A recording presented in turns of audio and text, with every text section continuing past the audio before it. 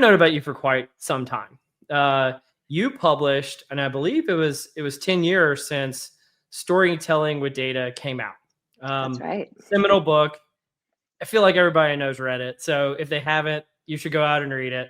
Um, I guess the thing I want to start out by asking, because you've done plenty since then, and I want to get into it in a second. But before we get there, what holds up?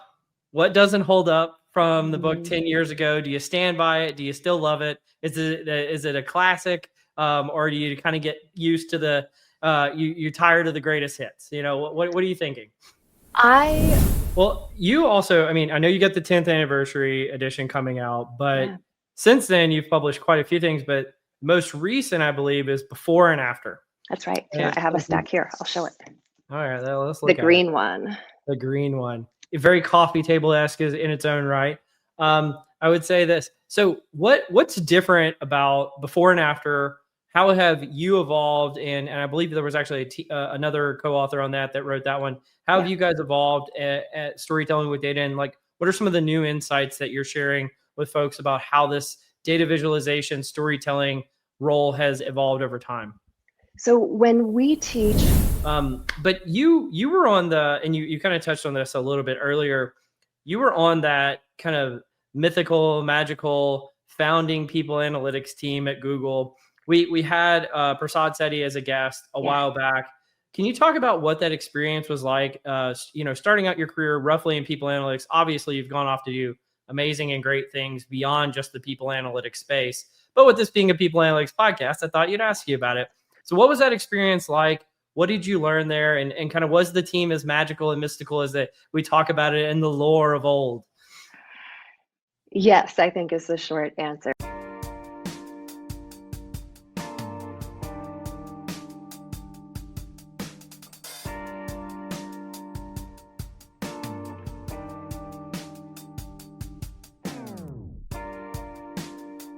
Welcome to Directionally Correct, a people analytics podcast with Cole and Scott, and today's guest, Cole Nussbaumer Knaflic, CEO of Storytelling with Data and prolific author. Hey, Directionally Correct fans. This podcast is dedicated to you to help educate and entertain you on how to effectively do people analytics, workforce planning, talent intelligence, behavioral science, and understand the impacts of AI in the workplace. If you're looking to stay connected to the podcast, make sure to subscribe to Directionally Correct Substack newsletter, where you can read Cole's articles or watch the video of the podcast. You can also see video on Spotify or YouTube, or listen to the podcast on your app of choice. Feel free to check out Cole's new book, People Analytics, and everything else that's going on at colenapper.com. As always, all opinions are our own, and thanks for being a listener. Well, Cole, it's good for you to join it Directionally Correct, so thanks for being here. I'm happy to be here. Thanks for inviting me, Cole. You're the only other Cole we've had as a guest, so I am very honored to share your namesake. I love it. It is very strange, though, to refer to a human who is not me as Cole, but it's nice. It's a good change. Yeah, not a super common name either, but we'll deal with it for now if that's okay.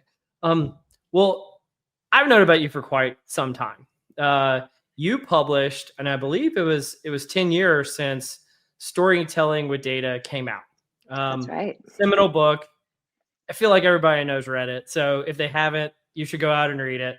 I guess the thing I want to start out by asking, because you've done plenty since then, and I want to get into it in a second, but before we get there, what holds up? What doesn't hold up from the book 10 years ago? Do you stand by it? Do you still love it? Is it a classic? Or do you kind of get used to the you're tired of the greatest hits? What are you thinking?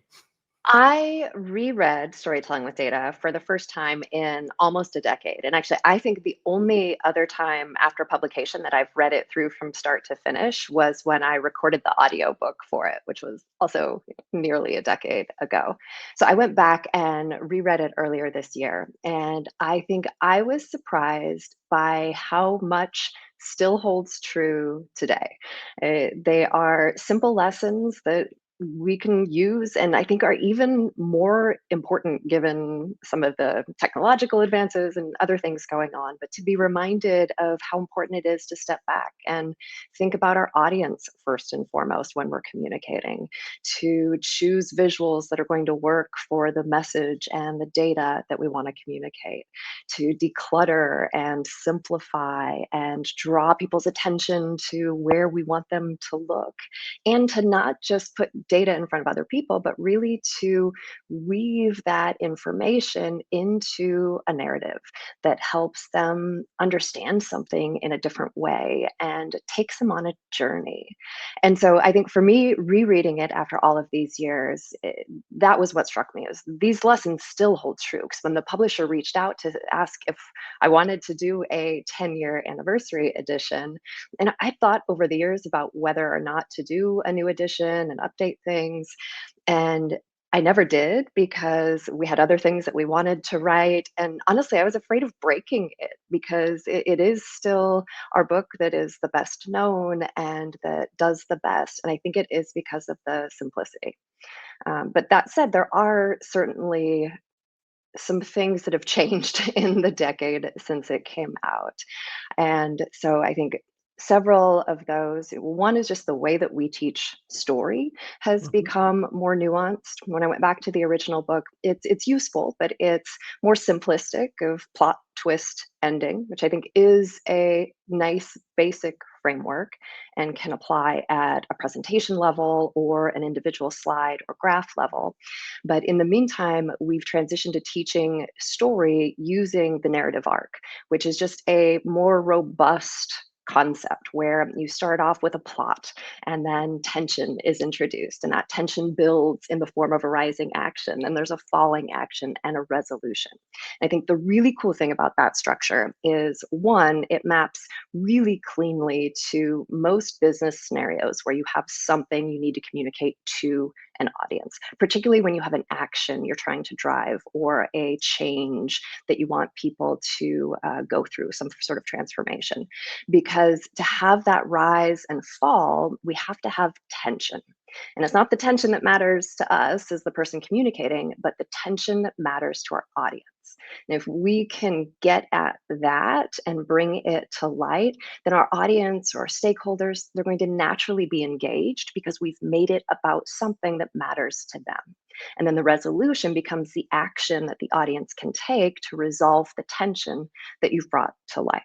So narrative arc, I think, would just be, it's a more nuanced way to teach story than I had landed on, I think, when writing the first book. Um, there are some other things, but we can get into that. I'll Yeah. pause because I can talk forever, as you can see. No, that's great. And I think you kind of buried the lead in there. So you have a 10th anniversary edition hardcover book coming out. True. Yeah. When does it Well, come out? so here, for those who are watching, I'll show you what arrived at my house yesterday, which is 200 copies of Storytelling with Data, the 10th anniversary edition, which I mentioned earlier, but my publisher invited me to do earlier this year. And so I reread through to see what that would look like. And what we ended up doing with it is refreshing all of the examples. So I mentioned before, I don't want to break it. So the examples are almost entirely, there were a couple exceptions, but almost entirely the same examples as the original book. They've just, if there's anything date driven, the dates have been updated. So now instead of going through 2014, 2015, they go through 2024, 2025. I added a foreword that is my reflections on the past 10 years, and also 3 appendices of new content. So the first appendix does focus on that narrative arc that I Mhm. was just talking through, and illustrates it through a business scenario. The second appendix of new content is the role that the individual plays in communicating data. So I think that's another learning over the past decade plus of teaching people how to make good graphs, is the graph is only one part of that puzzle.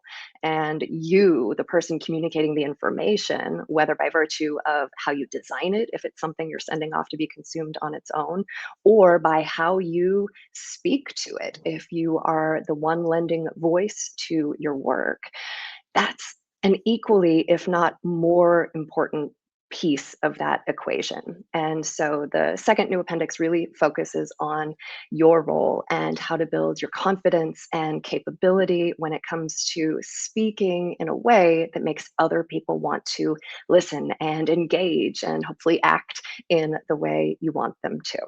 And then the third appendix of new content is additional model visuals. So just more examples of what effective looks like, with a little bit of content about why, and then pointing readers to other resources that'll help with those lessons as well. Well, I had to give you a compliment. The original book, very beautiful, minimalist, symmetrical. Love it.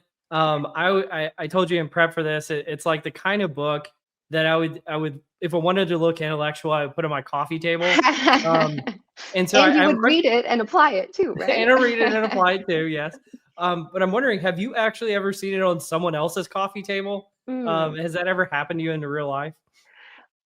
So let me think. Coffee table, no. I do have a good story I'm going to tell you in a moment, though. I definitely, one of the things I love is when people post pictures of their bookshelves on Uh-huh. social media, or, many people like you will have their books behind them on in virtual land. And so it's always fun to be able to see the spine there of that book or the ones since. No, but I have a funny story, which is Jody on my team splits her time and spends about half of her time working out of Mexico, and she was in line to get into Costco in Mexico one day. So apparently, everybody goes early to get this really famous chocolate cake. So she's standing in line. I don't think they were there for the cake, but we're just trying to get into Costco when it opened. And they were there for a bit. And so they started talking to some other people in line with them. And that was when they learned about the chocolate cake. And they actually got to talking about what they respectively do. And Jody mentioned that she works for Storytelling with Data, and the guy that they were talking with was a big fan, apparently, and has the book at home, maybe on his coffee table. But I thought that was a fun story. Well, that's awesome. Well, and I think, and maybe I'm overstepping here, but when you is creating a class on storytelling with data a great way to find a spouse? Is that Oh, is that I don't. I have only an N of one, so I can't say that it always work. Well, I guess it does always work in that one instance. But yeah, that was a funny story. So the seeds for storytelling with data really started when I worked at Google.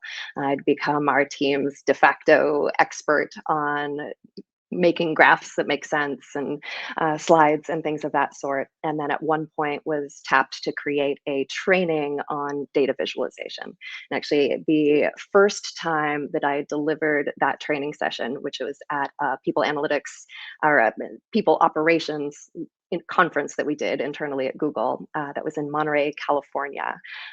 Google's one of those places that brings everybody together yeah. for team building and learning. And so I did several sessions of that data visualization course there. And the very first one I did, my now husband, who I didn't know at the time, but met through this, sat in the front row. Hey, you put out a little bait, you reel them in. You can do it with data. Just it's possible out there, listeners. Just letting you know. Well, his But lesson is always sit in the front row, because you never know what good things will come of that. exactly like finding you. It's amazing. Um, so I think storytelling with data started as a blog, though, right? It did. Yeah. Can you tell Yeah, me about way back how when. it kind of came to be? So that would have been back in, I've got to go in my way back time machine, 2010, I want to say. So this was when I was working at Google. I had then at that point been teaching for a bit on how to communicate effectively with data, which was like my 20% project. It wasn't my real gig. Um, Got to do that in my spare time.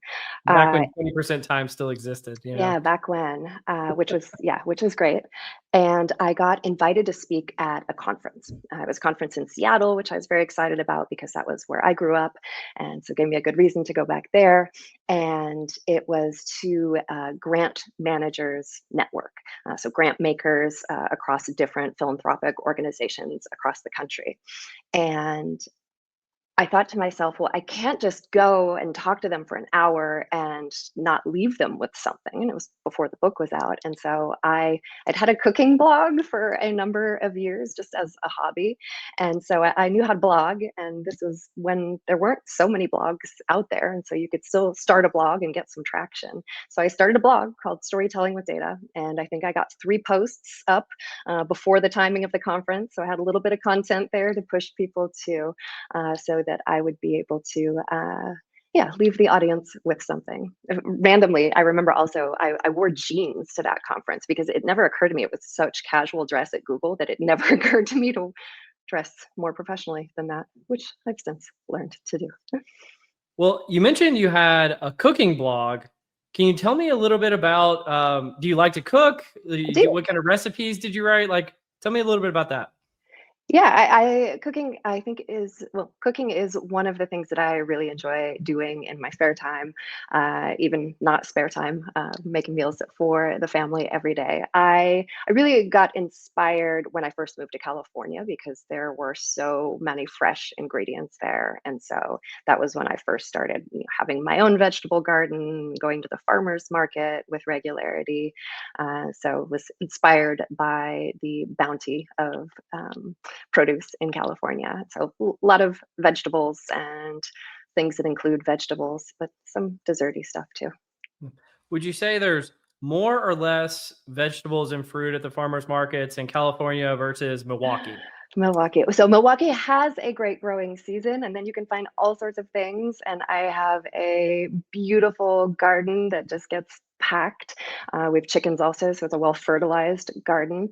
But it's short. I think that was one of the things that I appreciated in California is just you can get good quality fresh food all year long, which is a little harder to come by fresh produce in Wisconsin winters. But we do what we can. I told you in prep for this, like a lot of people poo poo on Milwaukee. I'm a huge Milwaukee fan. I like Like, Milwaukee. I think the It city took is me a minute. awesome. Yeah. And so, can we talk about some of the virtues of Milwaukee, like why it's a cool place to live? Sure. It's easy. It is so easy. You can drive downtown and park and barely have to make a reservation for your favorite restaurant. My husband and I always are very excited after basketball games because we can be home literally like 10 to 15 minutes after the game ends. It's easy. Yeah, go see some Marquette games. You're gonna go see, the Bucks or Bucks. whatever you Yeah. want to do. Yeah. Anything you're interested in. Well, you also, I mean, I know you got the 10th anniversary edition coming out, but Yeah. since then you've published quite a few things. But most recent, I believe, is before and after. That's right. Here, And I have a stack here. I'll show it. all right, well, let's The look at it. green one. The green one. Very coffee table-esque is in its own right. I would say this. So what's different about before and after? How have you evolved and I believe there was actually another co-author on that wrote that one. How have Yeah. you guys evolved at storytelling with data, and like what are some of the new insights that you're sharing with folks about how this data visualization storytelling role has evolved over time?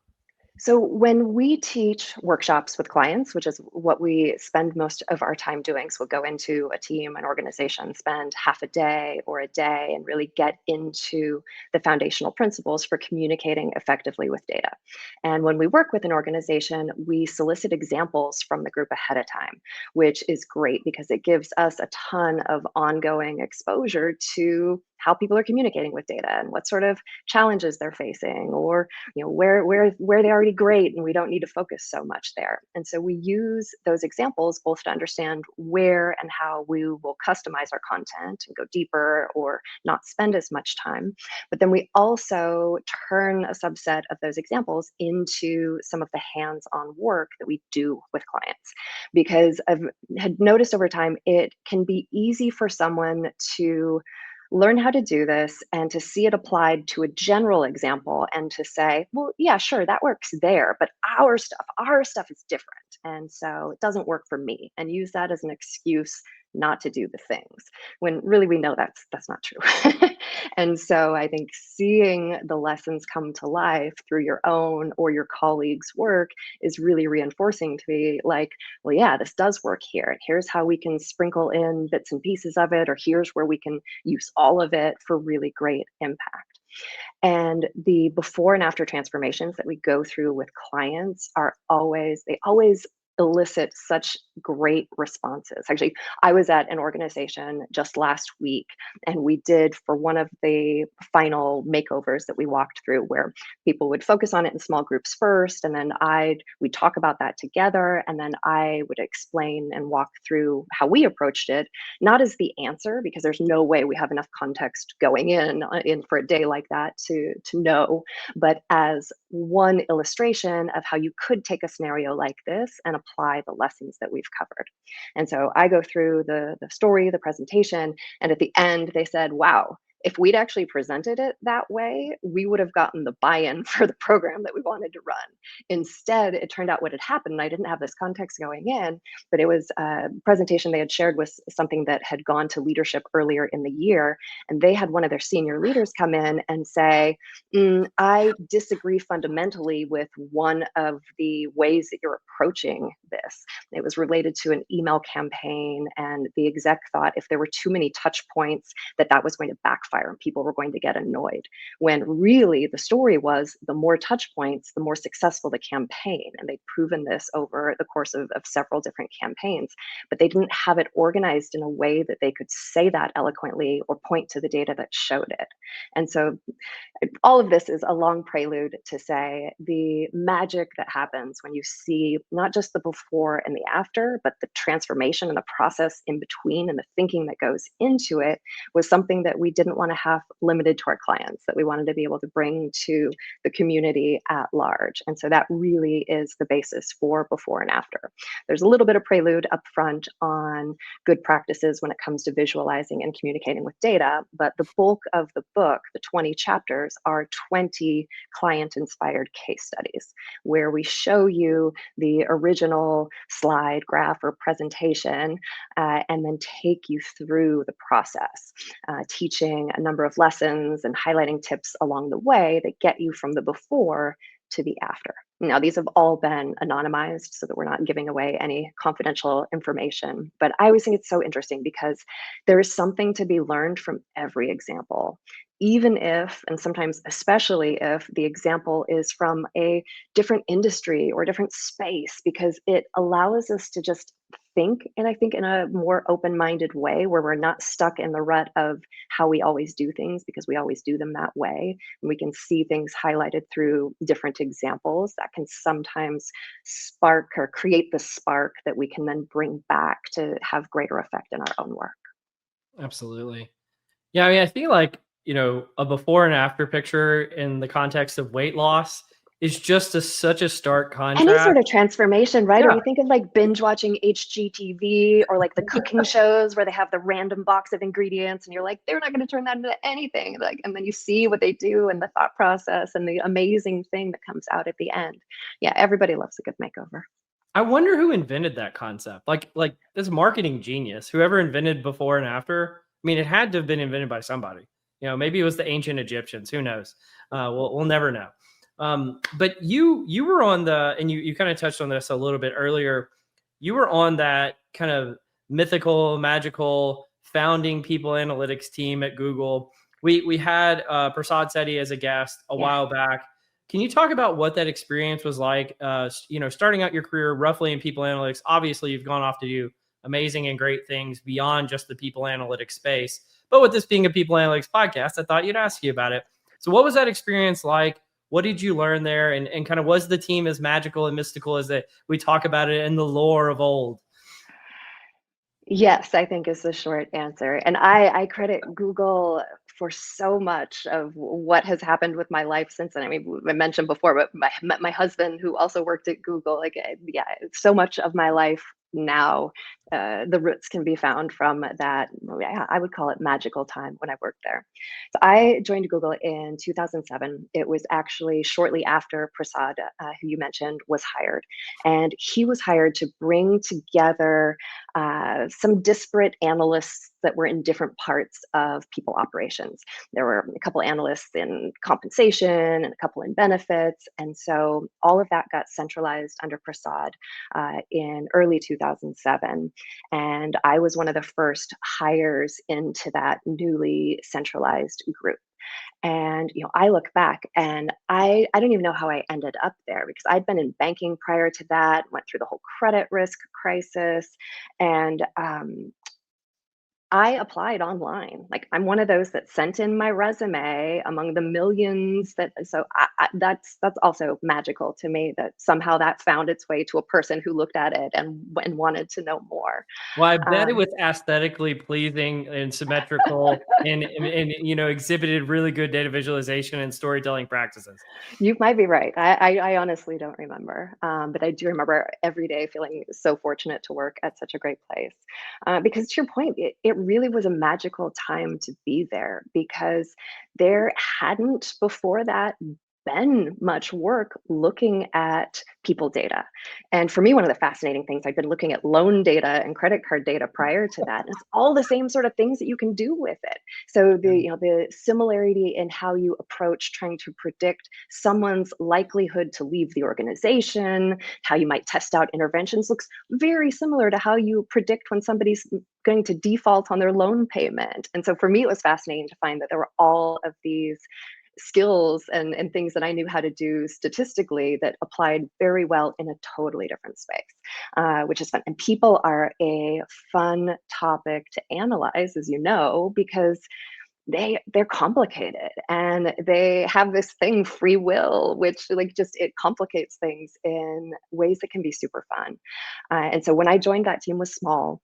In almost every case, the data we were looking at had never been looked at before, and so it was this really fun time of just everything we found was interesting and new, and it put us in a space where we were able to publish papers and articles and get attention that way. But it was also just so satisfying to be able to find something new and then bring that to the rest of the organization in a way that we could act upon it. I remember some of the experiments we got to do were super fun. Things like in the micro kitchen of what's the difference in consumption of M&Ms if the container that they're stored in is transparent so you can see what's in it versus a little clouded so you can't see.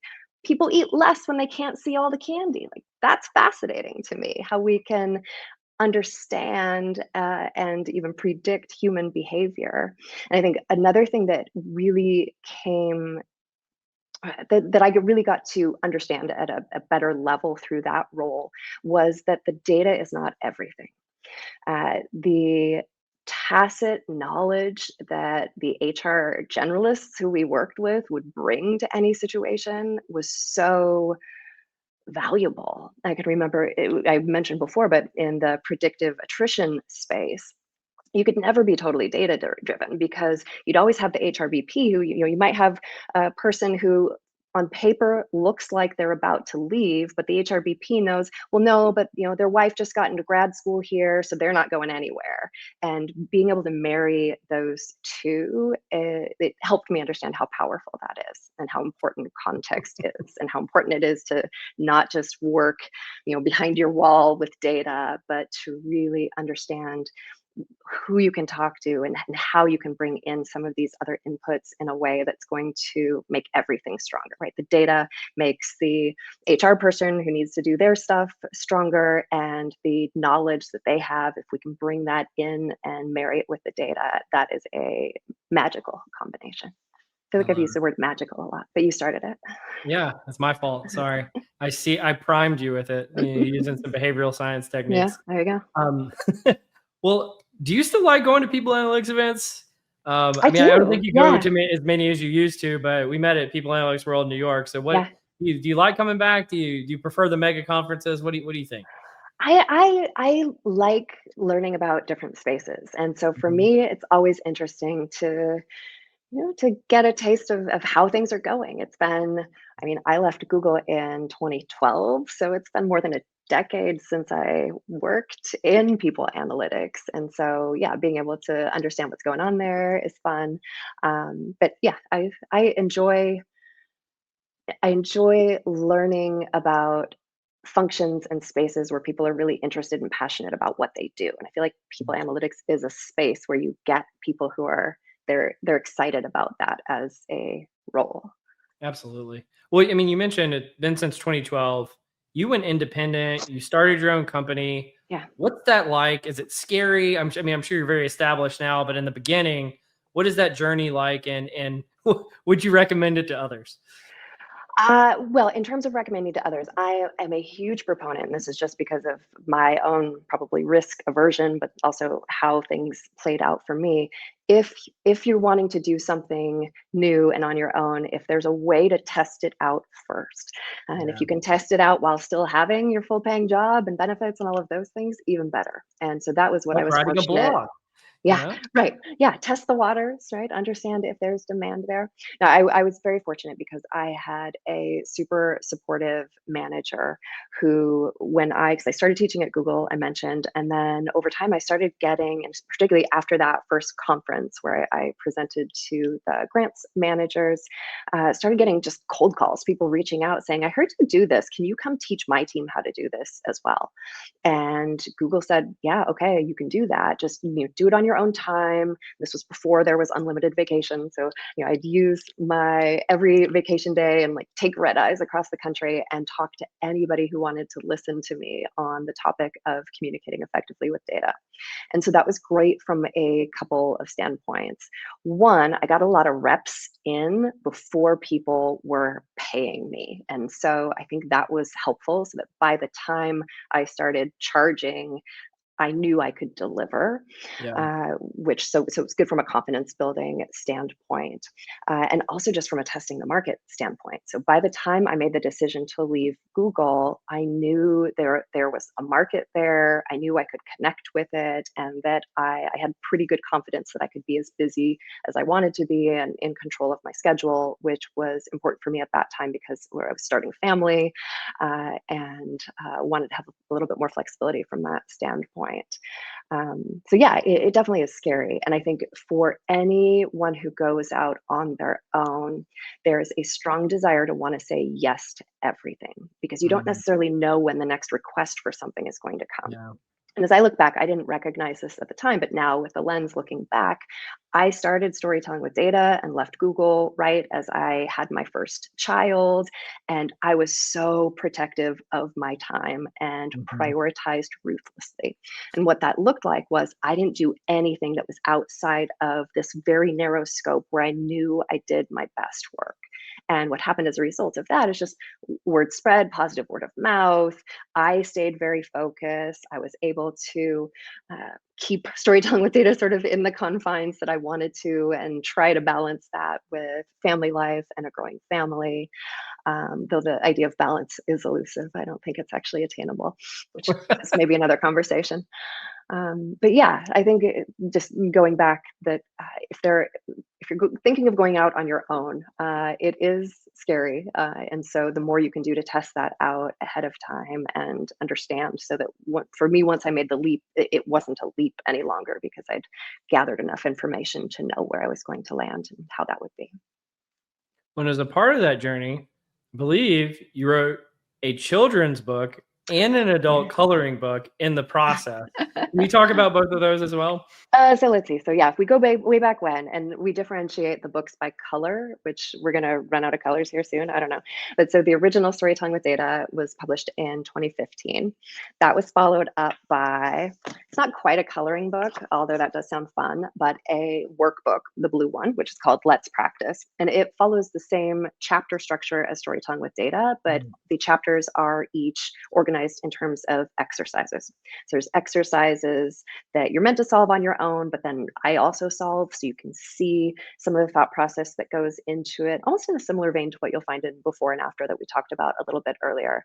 Then there are sections of exercises that are canned scenarios, but without any prescribed solutions. So we have universities around the world teaching from storytelling with data. So this gets used a lot by university instructors. And then there are exercises within each chapter that are focused on application at work.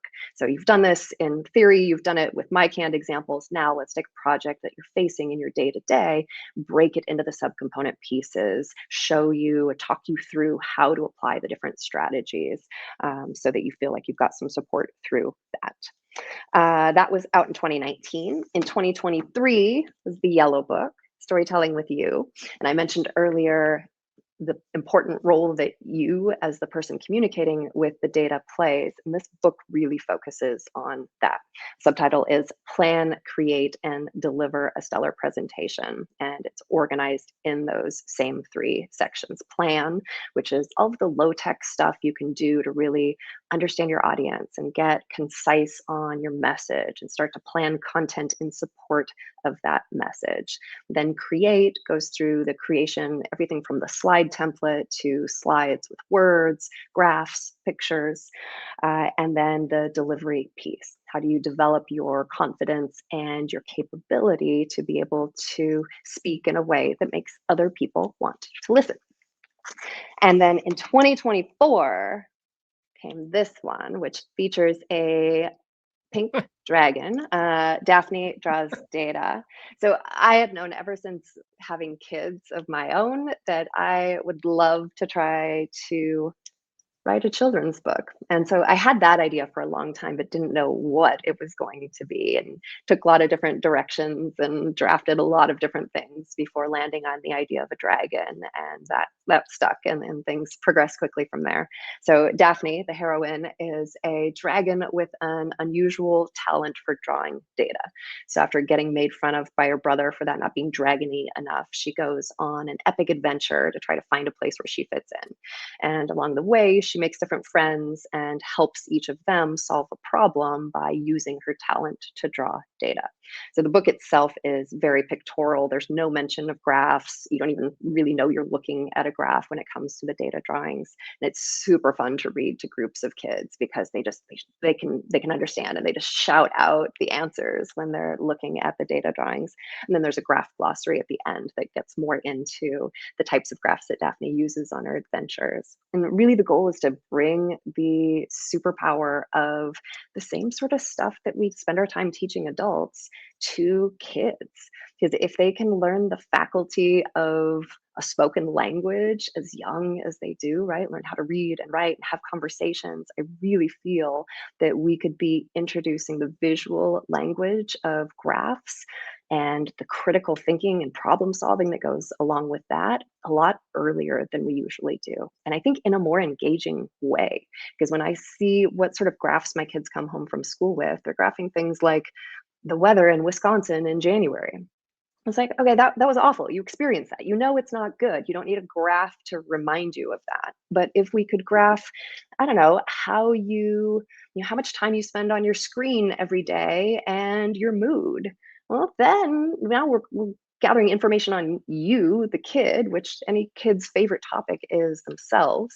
But when we can get them to understand their behaviors in a new way and make decisions based on that, that is a superpower that will serve them for life and create the next generation of people analysts, for example. I can see you probably even love this as a child. I just, your passion is oozing out of you, which is amazing. I wonder, I think you have a background in mathematics. I do. How does that lead you to where you are now? That's a really great question. Yeah, so my undergrad is in applied math. When I was working in banking, so this was pre-Google, I went back to grad school, got my MBA in an evening program. I think for me, I've always enjoyed the puzzle of math and the structured thinking that goes along with it.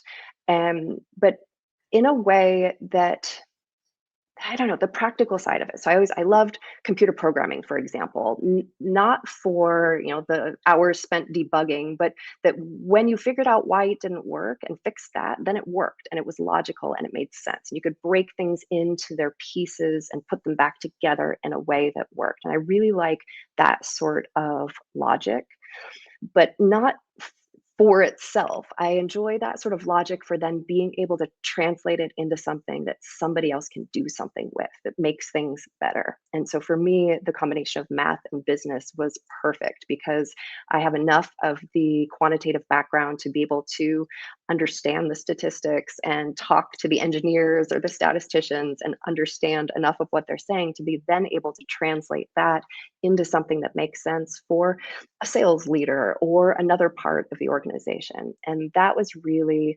when I look back and think at the different pivots I've made in my career, the thing that I love is just using that technical understanding to translate complicated things into something simple that somebody can understand and do something with, have a smarter conversation or make a more informed decision than would have otherwise happened. And I think the visualization piece really comes out of that core as well, because when I started seeing that if I can take data and make it visual, make it something that somebody else can see, now I can build that understanding so much faster and in more robust ways. And so then being able to teach other people how to do that helps just scale this ability. Yeah, I love it. Well, I'm going to ask you, I know you're not allowed to do this because you're not allowed to say, who's your favorite child, but which of your books is your favorite? Do you have a favorite? What like, So I have a clear recency bias hmm because I mean, literally, I saw the first finished copies of the 10th anniversary edition on Monday of this week. We're recording yeah. in November 2025. So was at a conference. They got special early copies. I got to sign a bunch of them, which is always super fun. And then now I have them here and have been packing them into beautiful packaging to ship off to some clients. So that one has a special place in my heart currently. Um, the green one, though, just came out also and was fun in a different way because I got to write it with a couple of my colleagues, Mike Cisneros and Alex Velez, which is a totally different adventure in book writing to have co-authors. But I'm really happy with where that one ended up. And then I think Daphne might still be my favorite, though. I knew you were, I was like, you're going to love that one. I could You just thought tell so? when you were talking about it. She likes the kids one best.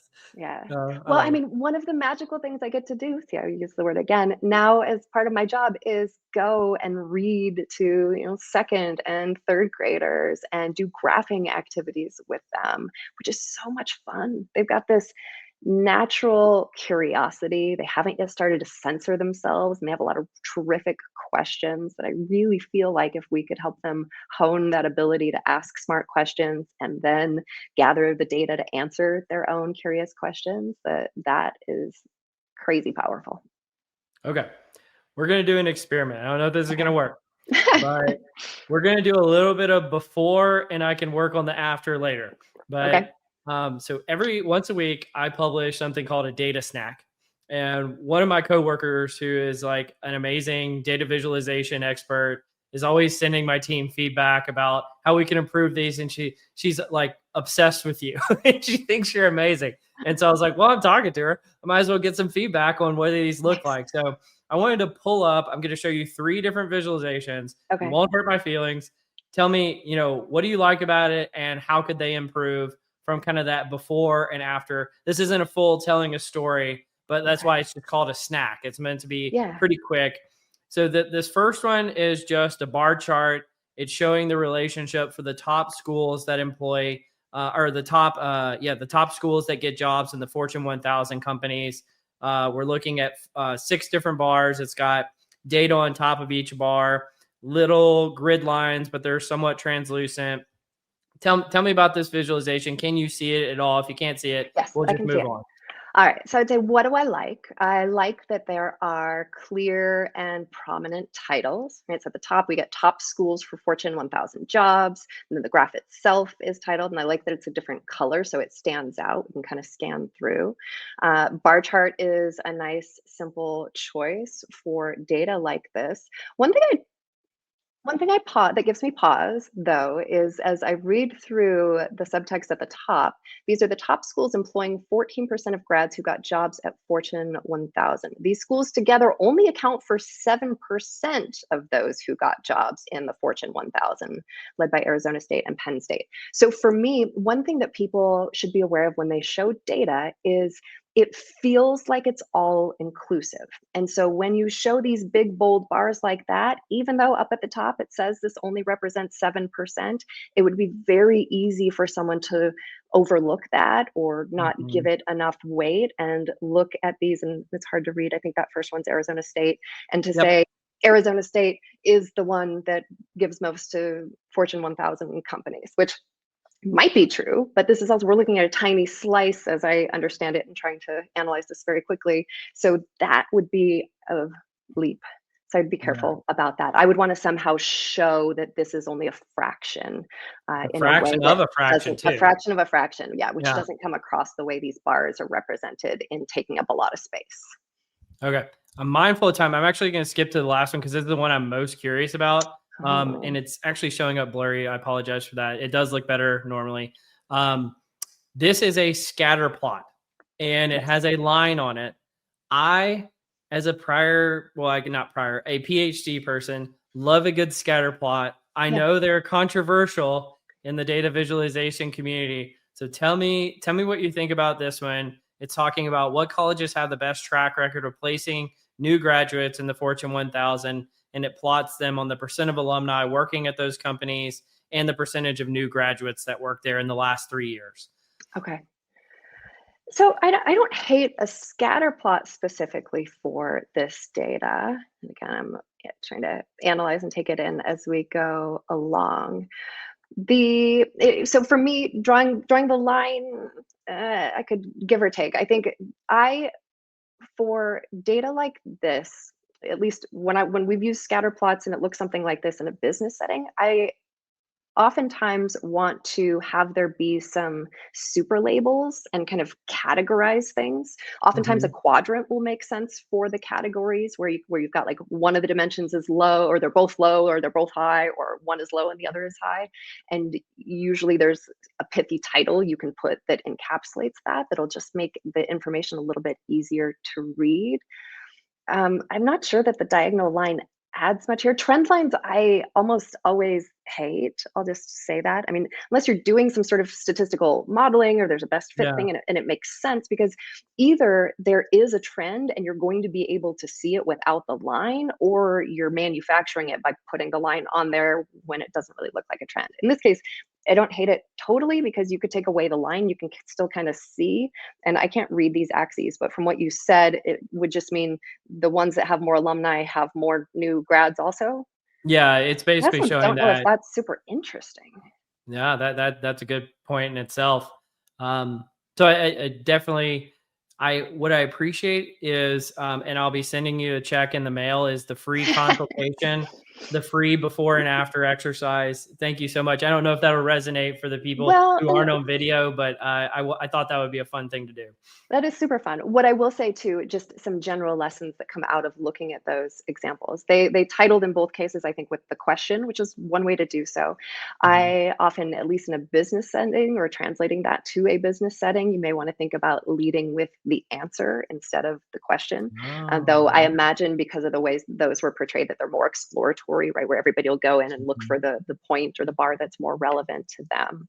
Then also, if you do have a specific takeaway that you want people to focus on, you want to think about potentially using color or some means of contrast so that people look there. And again, I don't think that was the point of these. They looked more sort of interesting, informative versus explanatory, but just as people are thinking about translating some of those concepts to their own work, some lessons. I'm taking it all in, Cole. You're just, and I'm gonna probably share this with my team to be honest with I love it. you. So it's gonna be great. Well, do you want to join me in Cole's corner? I know Sure. it has a Let's do dual it. meaning when your name is Cole, but my corner. Yeah. Welcome to Cole's Corner. All right. So we start with a rapid fire section. The first question I have for you is, if you weren't into data and storytelling and books, what would you have done with your career? I suspect it would be in cooking, but that's just a guess. Mm. What would you have done with your career? There was a pivot point for me in undergrad where I almost said, screw the math degree, I'm changing to architecture. So I think if I could choose a different path, maybe I would be an architect. There you go. Love it. Yeah.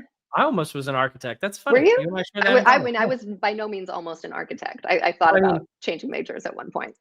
I thought about changing majors. I took for one, I was a school in the quarter system. I took 1 quarter's worth of architecture classes, realized that I wasn't committed enough to do it, but yeah, I got in the same boat. Anyway, interesting connection Well, there. and funny anecdote or interesting maybe, that scenario led me to some of the best advice I have received in my whole life when I look back, which was my mother at that point telling me, "Cole, finish the math degree." She's like, "If you want to go to architecture school after that, fine, but like finish this one first." Yeah, And that was good advice in retrospect. I love that. Hi, I'm Stephen Rothberg, And I'm Jeanette Leeds. and together we're the co-hosts of the High Volume Hiring Podcast. Are you involved in hiring dozens or even hundreds of employees a year? If so, you know that the typical sourcing tools, tactics, and strategies, they just don't scale. Yeah, our bi-weekly podcast features news, tips, case studies, and interviews with the world's leading experts about the good, the bad, and the ugly when it comes to high volume hiring. Make sure to subscribe today. What's the place you've never been to that you most like to go, and why? The south of France, because I just imagine it to smell like lavender and be really beautiful. Oh, I almost don't want you to go now because I'm afraid if you got there and it didn't smell like lavender, you'd be so disappointed. Oh, no, I would plan things to make sure I Okay. arrived at a time that would smell like lavender. Yeah. No, that's amazing. Why do you do what you do? I want to help other people. Through trial and error, I think both on the graphing side, but also speaking, have figured out things that seem to work reasonably well most of the time. And so if I can speed up that process of trial and error and share what I've learned with others in a way that helps them have greater impact in what they do, that is the fundamental thing that drives me. Okay. I've got one big question for you. Okay. So I'm like a super fan of yours as well. I want to make that clear before I say this. I would say I've always had a mixed feeling toward the concept of storytelling. And the reason why is, as a child, I don't know if this is universal, but when I was a child, we were told that storytelling was called lying. Like you were telling a story, right? And so anytime somebody said, "Oh yeah, we're going to tell a story with data," I'm like, "Oh, so you're going to lie with that data? That sounds pretty unethical." And so the question I have for you is, are you concerned of any analyst using your powers for good for evil, right? And so using ways of using this to manipulate people or lie with data, and how do you counteract that when you're writing or doing sessions or coaching teams? Yeah, it is a great question. And you're not the first to ask, so you're not going to offend through that. So I think the counter to that, often people will say, yeah, but I want the data to be unbiased. And that's actually not a thing that Yeah, exists. not Any real. data we're looking at is biased. It's biased from the get-go, from the data we decided to collect and how we decided to collect it in the first place. And so, yeah, no, I don't want people to hide under the guise of storytelling to make the data say whatever they want it to say. We all know it's easy to lie with statistics, but that's not going to get you in the end. That's not going to work. That will backfire in some way.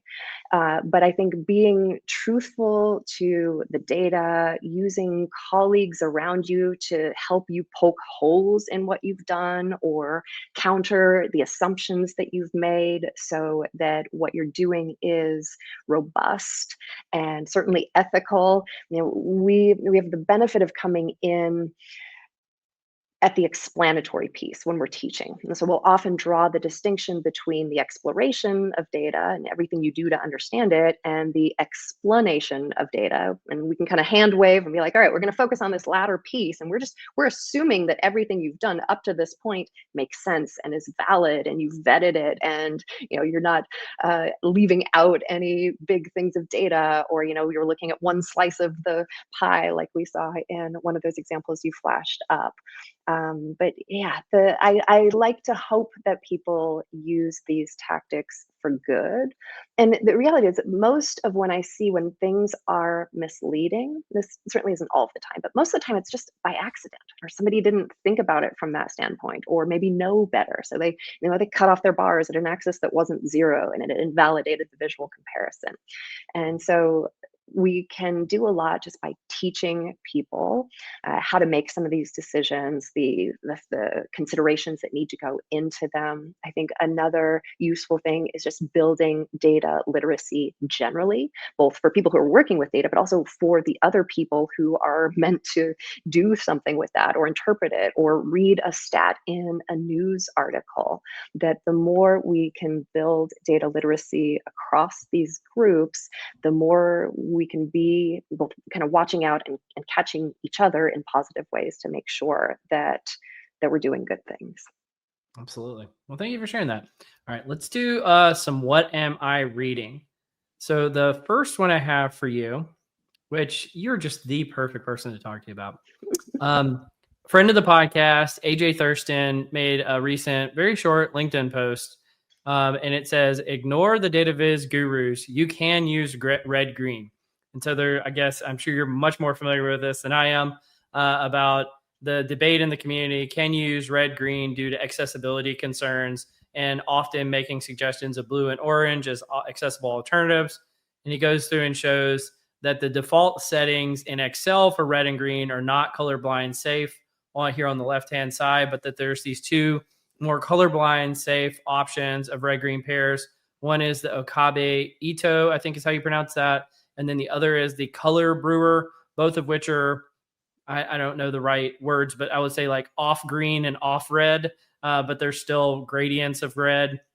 And then he gives a more complicated example. I'll be honest, I'm not sure I understand what this means, but I wanted to get your perspective on this. The red, green, can you use it? Can you not use it? We obviously have red lights and green lights every day in regular life. But the position of those is standard. So I would say, going back to just the title of the article, you can use green and red together, but you do run the risk of disenfranchising part of your audience by not having them be able to see what you're showing. So roughly 8% of men and 0.5% of women in Western cultures are colorblind, or have some sort of, actually the colorblindness is mainly red, green. There are some other types as well. And there are many different colorblindness simulators you can go through. I actually think Color Brewer, which is one of the ones that you had up there for one of those palettes, will do this. But what you tend to see then is if you put in red and green, is everything ends up kind of different shades of brown or bronze, or maybe like a light pukey sort of green. And so if you want there to be clear differentiation, picking either one of those colors and using it strategically, or sometimes sequentially one and then the other, can be ways around it if you still want to use red and green. Blue and orange ends up being one that people go to a lot instead of a red-green scale, I think because you still get some of that positive negative connotation. Tableau went to blue and orange relatively early on, which I think propelled that as well. At Storytelling with Data, we've done that for a long time. Blue is our brand color, so we often use that for the look here, bright blue, feels nice, matches brand, and then orange is right across the color wheel from that and has good differentiation. So I'd say in this space, there are very few hard and fast rules. For any guideline, you want to understand why you're applying it so that you can understand when it makes sense and when it may not, when you can go to something outside of that. And this is one of those places where I think understanding that makes sense. So I have a colorblind husband. I had a boss who was colorblind for a long time, and it wouldn't be nice to do things red and green for those people in your life. So 2 practical points. One is, Are we putting ourselves in danger by having red lights and green lights in traffic? No, Like, because there you get the consistent position. So then it's, yeah, it's but what the about the top one versus horizontal the bottom ones where one. it's unclear what's left and right? Horizontal ones. Yeah, What you've are never those? seen those? Like, I've never seen a sometimes they're horizontal one. vertical, and so the top one is red, Yeah. the bottom one is green. I think the top one is red. Now I'm forgetting. Anyway, but sometimes you see the horizontal ones where it'll go left to right instead of top to bottom. I don't have a good answer for you there. Yeah. So maybe. That does The sound answer is dangerous. And then the other part of it is, like, you touched on this in your answer about, you still want to indicate what's positive or what's negative. Is some of the pushback just due to the fact that some people just don't want to show if things are positive or negative, and they'd rather be like, everything is a good answer? Is that part of this as well? I've never really thought of it from that standpoint, but it could be, in which case I would say to the person who's doing that, get more context or understand where and when you might use one or the other. And that's the thing, when red and green are used together, usually it is positive and negative. And so you want to step back and think, well, which of these is more important? Is negative, does that mean we're losing, the sales are down and we need to know that? Probably you want to focus there then, in which case you could use a more neutral shade for where things are going well and really get people's attention on the areas in need of action. Absolutely. See, this is why you're just so valuable to have here. So the next two have nothing to do with data visualization and probably have nothing to do with your expertise, but it's stuff I wanted to talk about. So hopefully you'll find them interesting. So the next one, as myself, I have a background in IO psychology. We learn a lot about psychometrics and scales and things like that. And so I personally found this interesting, and I want to get your thoughts on it. But it's talking about, does the relationship research measure the right things? And so there's been this new psychological science paper, which in the social sciences, psychological science is one of the top journals. And so it's been creating a little bit of a stir where these researchers created a scale that was meant to measure nothing. And so, like, an example of a few of the items is, my relationship has very good Saturn. The daffodil in my relationship is close to ideal. The midnight in my relationship continues to improve over time. So obviously these I found this one so confusing, Cole. Yeah. Well, and essentially what they're trying to do is to show that if you created a scale, like a survey item or a scale that has meaningless items in them, what would happen if you had people answer that scale, but then try to correlate that scale to real measures like satisfaction, commitment, trust, and appreciation, things that are typically measured in the psychological sciences. And concerningly, what the authors found is, if you have a meaningless scale, what they're calling a pseudo scale, you actually see really strong correlations to things like satisfaction, commitment, trust, and appreciation over time. Which for the nerds out there, there's this thing called common method variance. So if you measure two things with the same method, usually they're correlated. And this is an example showing that common method variance exists in these data. But it's created a little bit of a stir to say, are a lot of the ways that we commonly measure things using surveys actually really concerning because of what they're calling sentiment override? So this is, again, that relationship between the pseudo scale and these relationships. And so they provide some recommendations for how to deal with this. One is the greater use of qualitative methods, i.e. ways of contextualizing the results that are not just quantitative in nature. But they also recommend structural equation modeling, which is a very sophisticated way of analyzing surveys that, frankly, probably less than 1% of the people who do survey research actually know how to employ. And so I'll pause there for a second if you have any comments, but I do want to do a little bit of a voiceover here. Well, I was just confused because, so typically when we're surveying people, there'll be a scale where it's not, and I understand, I think I understand the basics of this study and the findings, but I think one thing that's different about the study that makes it, like, it just feels like something, my data spidey sense is going off. I had a boss that used to use that of like, something's not quite right there, is my gut. And I don't know if I'll be able to articulate it well. Well, my gut is telling me normally in a survey, you've got a scale that is where the responses relate to each other, right? It's strongly favorable, strongly agree, strongly disagree. Yeah. Where I wonder, taking that completely out, that doesn't feel like you can now make assertion, like you can't now say, well, but those scales where there is ordinality, throw them out the window because we tested this weird scale where there is no ordinality. Or it makes me wonder if people were imposing ordinality on that scale even though it wasn't meant to have that, so that they could make some sense of it. I don't know. In my mind, it's the latter. In my mind, it's they're imposing the ordinality onto that. They're making sense where no sense was meant to be found. Yeah. Right. Because they have to then to be able to use it to respond to things. Yeah. So what I think these authors have diagnosed the right problem and have created the wrong prescription of how to fix it. Right. And so their prescriptions is either don't use the survey data at all, use qualitative data, or B, use an insanely sophisticated method that no one's going to use. And it's like, okay, but you really haven't solved the problem.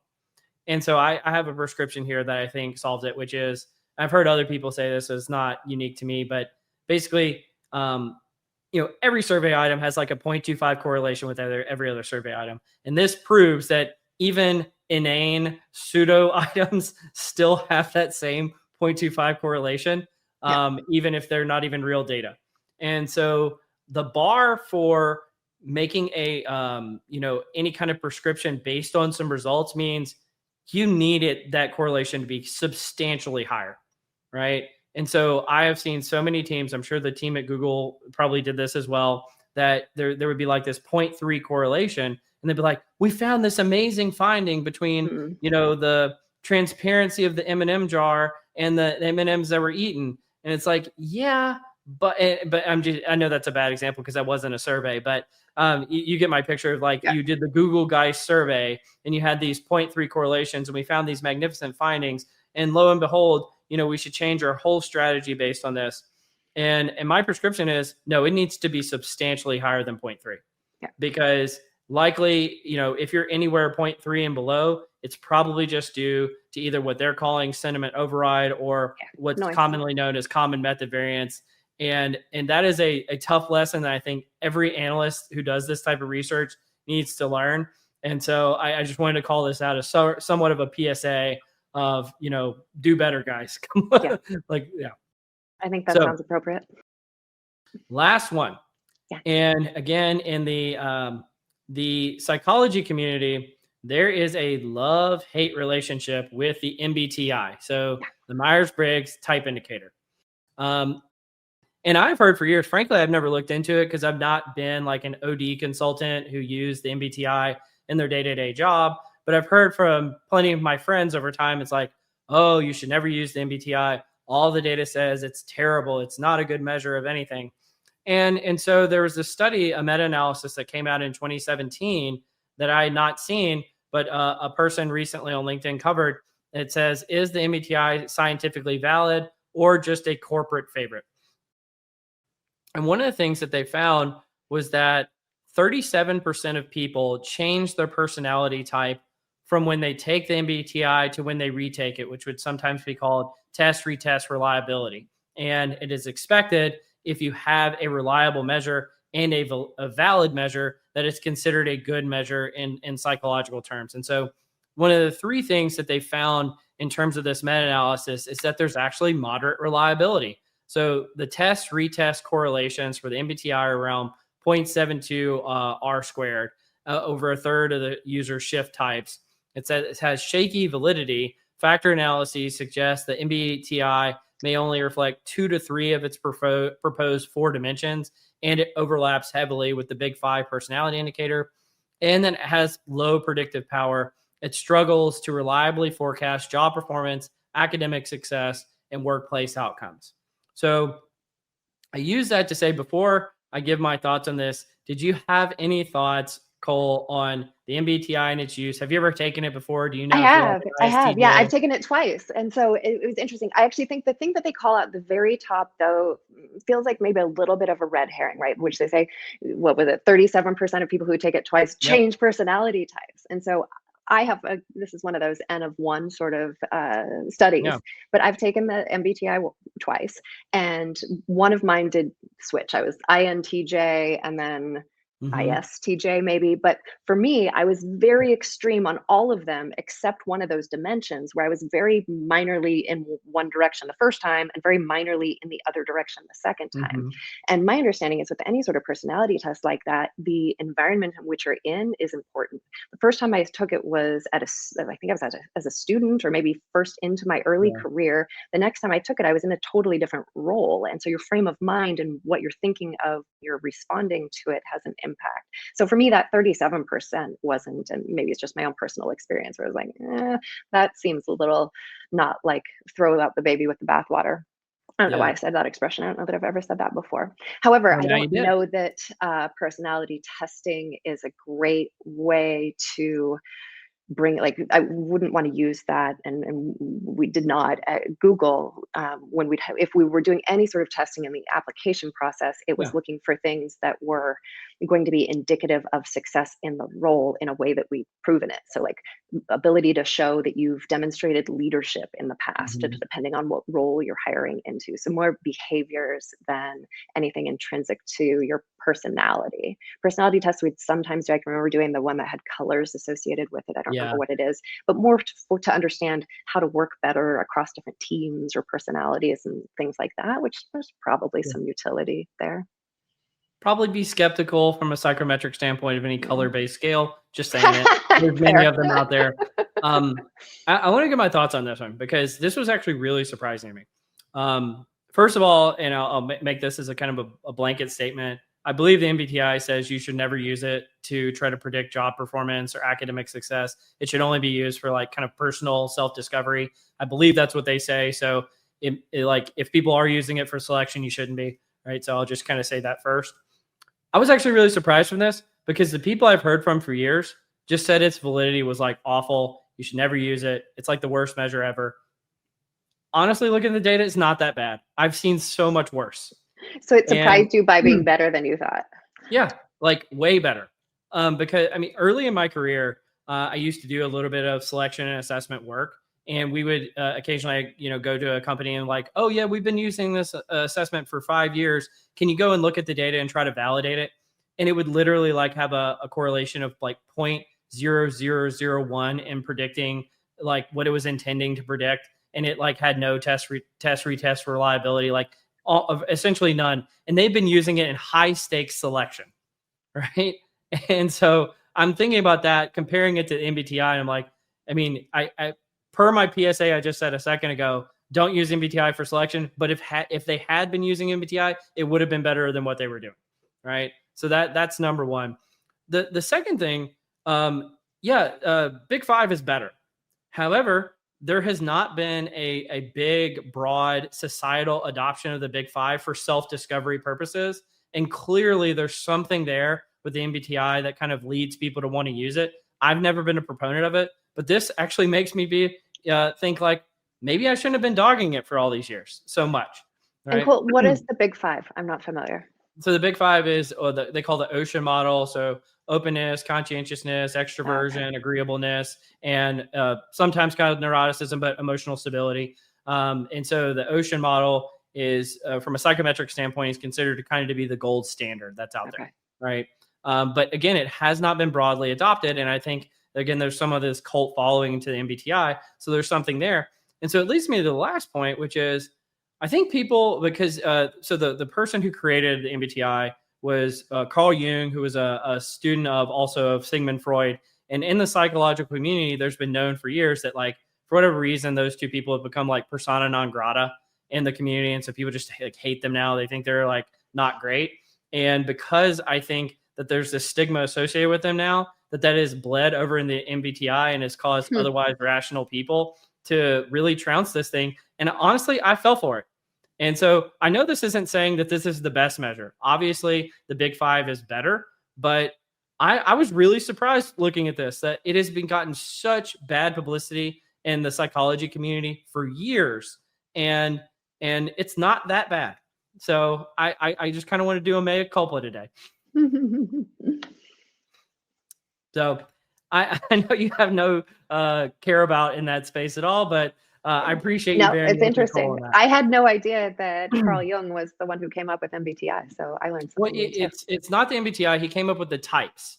And so Okay. I think that's really what throws people off is everyone knows that most things are normally distributed on a continuum. And what I think people recoil against is that a type is essentially drawing a line down the middle of that distribution and artificially saying if you're on one half of it, you're one type, and you're on the other half, you're another type. When in reality, most people are kind of between one standard deviation away from the mean, and they're not that different from one another. Yeah. And so why would you artificially say one person is on one half or the other? I think that's kind of the steelman argument for why types are bad from a statistical standpoint. Now, there's other people that argue types are an actual statistical fact.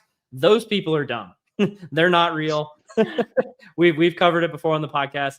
Things do not cluster into the types like people say they do. That's just not a real thing. So I appreciate you bearing with me though. And Cole, this has been fascinating having you on the podcast. I appreciate you being the first other Cole on here. Yeah. Maybe the last. We'll see. No. Maybe the last. Might be the last episode. Who knows? But we'll find out. But I think this is going to be coming out early 2026. I know this is November of 2025. So I appreciate you bearing with me. Hope you have a good end to your year. But any parting words for the audience, and where can people find any of your materials or reach out to you? Yeah, so storytellingwithdata.com will be the hub for finding everything that we've talked about today, the books, the workshops, all of that jazz. And we have a ton of free resources as well. I also do a podcast, so Storytelling with Data podcast, YouTube channel, lots of free learning resources. The blog that we talked about still exists. We still post it out regularly. So check out content there. And I would just encourage everyone who's listening, when you're communicating with data, one of the things we didn't talk about too much is audience, but just any thought you can give to the people on the receiving end of the analysis or the project or the communication is going to help you craft things that will meet their needs. So think about that the next time you communicate with data or in general. And I would say, start a cooking blog. You never know where it's going to lead. Right? Awesome. Thank you, Cole. Yeah, thanks so much for joining. You've been listening to Directionally Correct, a People Analytics podcast with Cole and Scott. Today's guest, Cole Nussbaumer Knaflic. Thank you so much for joining.